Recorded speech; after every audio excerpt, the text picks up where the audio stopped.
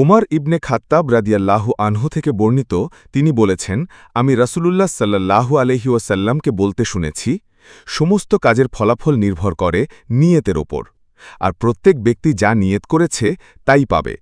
সুতরাং যে ব্যক্তি আল্লাহ ও তার রাসূলের জন্য হিজরত করেছে তার হিজরত আল্লাহ ও তার রাসূলের দিকে হয়েছে, আর যার হিজরত দুনিয়া অর্থাৎ পার্থিব বস্তু আহরণ করার জন্য অথবা মহিলাকে বিয়ে করার জন্য, তার হিজরত সেজন্য বিবেচিত হবে যে জন্য সে হিজরত করেছে।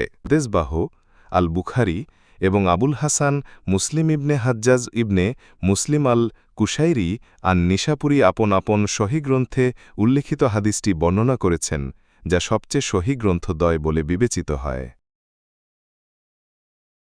কি ভাই ও বোনেরা, এত কষ্ট করে ভিডিও বানাচ্ছি, আপনারা ভিডিওটা কি শেয়ার করতে পারবেন না? একটি ফলো তো করুন।